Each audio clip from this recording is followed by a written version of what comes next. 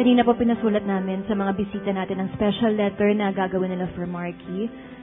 Simulan na natin basahin ang unang sulat mula kay LJ.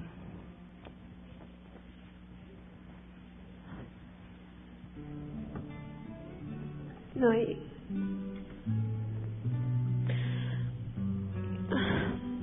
you were my angel, but now you are my angel with wings. I love you and we all do. May God send my kisses to you.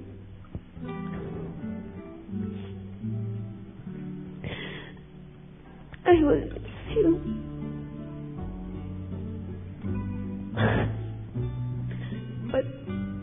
But I know someday I will see you again. Love, Lorna. Riza, Riza. Dear Marky, hanggang ngayon hindi pa rin ako makapaniwala sa nangyari. Minsan iniisip ko masamang panaginip ng lahat. Pero every time na napapanood kita o nabasa ko yung mga write-ups about you, napapaluha na lang ako. Alam mo ba yung unang nakita ka sa wake mo, hindi ko kayang titigan ka at sinasabi ko sa sarili ko na hindi totoo lahat. Then after that, paglabas ko, hindi ko na nakayanan bumuksak na yung mukha ko. Hindi ko matanggap na wala ka na. Alam mo, miss ko yung classmate ko sa English class sa JRP. Miss ko yung laging windang sa dance rehearsal ng sayawan. At lalo nga miss ko si Marky na sobrang bait, sweet, makulit, at torpe. Lahat yan mo yung miss ko sa'yo. Tandaan mo, importante ka sa akin dahil naging bahagi ka ng buhay ko. Masakit man pero kailangan ko talagang tanggapin na wala ka na. Kung pwede lang sana hilingin na magpakita ka o kaya magparamdam ka, hindi man ngayon ang pagkakataon na mga pagpaalam sa'yo at sasabihin ko na nasaan ka man ngayon, nandito lang kami na nagmamahal at magdadasal para sa'yo. Alam ko na may purpose kung bakit nangyari ang lahat ng ito. Sana masaya ka sa bago mo mundo kung saan ka pinimasigat. Naging isa ka lang, Marky Shelly, dito sa puso namin at hindi ka namin makakalimutan. We love you. I love you. I'm gonna miss you so much. You may rest in peace. Love, Riza Sanon. Sheena.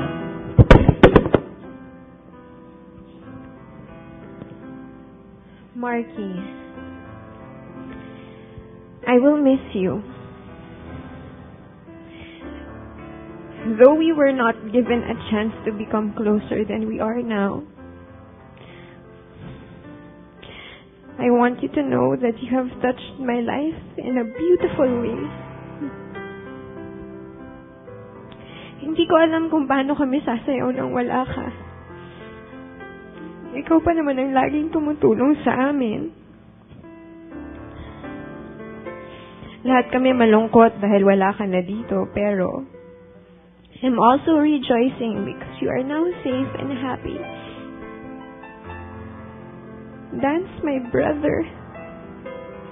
Dance with our Father. Each dance we do here is now for the both of you. I'll see you in heaven, Dang. Gina. Say. Marky, paano ba yan? Wala na akong kukulitin sa taping. Di bale, mas okay ka naman kung nasan ka ngayon. And alam namin you're okay there. So, don't worry about us.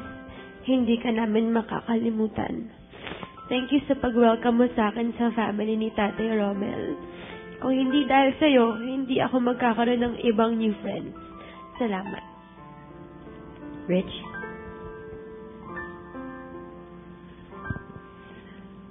Kuya Marky, wish ko talaga magkaroon ng kuya.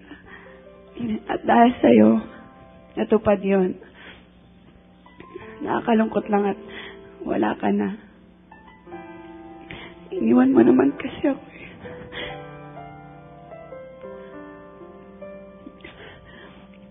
Basta, sana okay ka lang kung saan ka man ngayon. Kuya, mahal na mahal kita. Hanggang sa muli natin makikita. Alam, your big baby sister, bitch.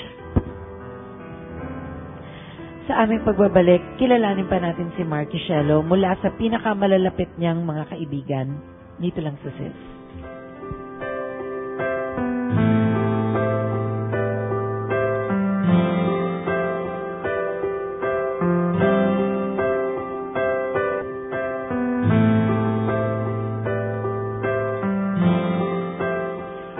For our boys na, syempre, mga kabarkada na rin ni Marky, let's start with sila, Mark.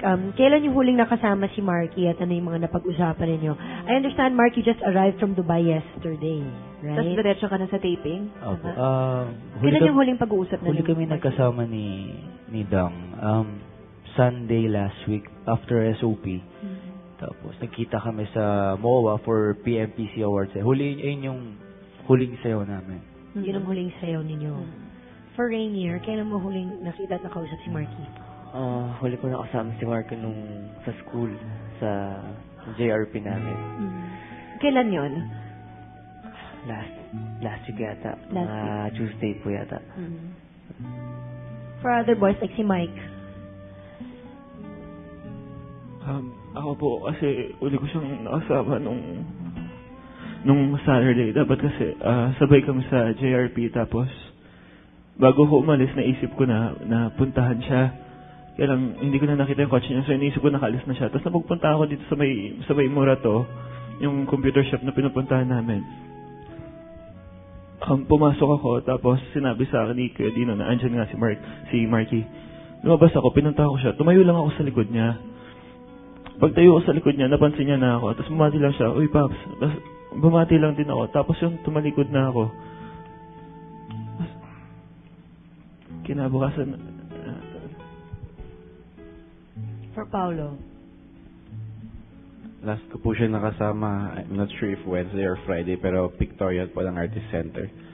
Nakakatawa pa po kasi pinahiraman ko po siya ng sando, tapos pinahiram niya sa akin yung jacket. Parang ngayon ayaw ko nang makita yung picture kasi yung jacket na pinahiram ni Marky suot-suot ko.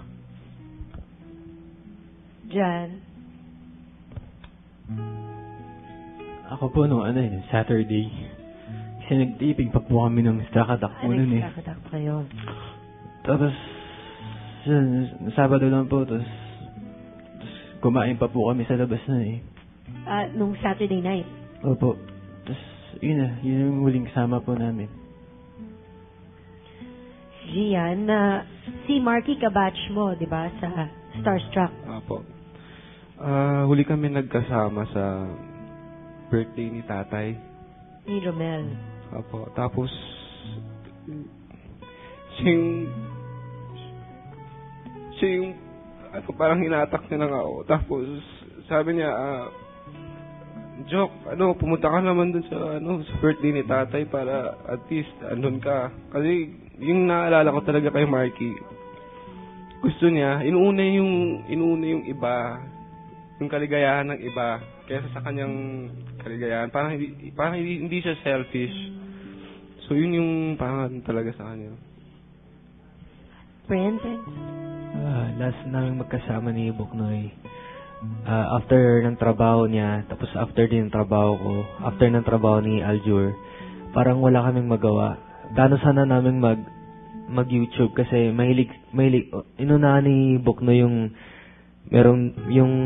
mahilig siya kasi sa mga ghost sa YouTube. So, pinipilit na kami ni Aljur na manood ng ghost sa YouTube. Tapos, ayun, kinokollect namin, pumunta muna kami ng Starbucks and then kinokollect namin yung para makakuha sila ng ng journal ng bagong 2009 Starbucks. Yun yung last naming nagkasama ni Marky.